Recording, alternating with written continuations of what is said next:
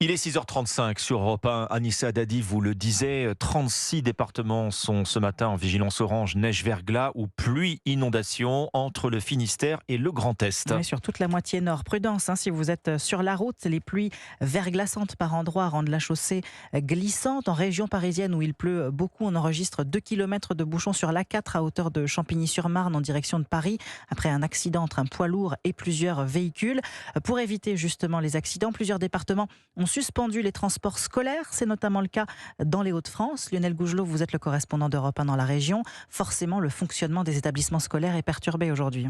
Il est bien évident que faute de transport scolaire et avec de grosses perturbations à prévoir aussi sur les réseaux de transport en commun dans les grandes villes, beaucoup d'élèves des collèges et des lycées des Hauts-de-France resteront à la maison ce matin. D'ailleurs, les élèves scolarisés en internat ont été renvoyés chez eux dès hier soir par les responsables d'établissement. Et c'est vrai que face aux quantités de neige annoncées, voilà une mesure de prudence qu'approuve Anne-Charlotte Rossi, la présidente de la Fédération des conseils de parents d'élèves du Nord. Oui, parce qu'il y va quand même de la sécurité de nos enfants, de ne pas faire des voyages entre l'école et la maison si on se retrouve 20 centimètres de neige. Donc, je me pose juste la question de savoir comment ces heures perdues pourront être rattrapées pour nos enfants. Les rectorats de Lille et d'Amiens ont demandé aux établissements scolaires d'assurer un accueil minimum ce mercredi et demain jeudi pour ceux qui se présenteront quand même dans leurs établissements.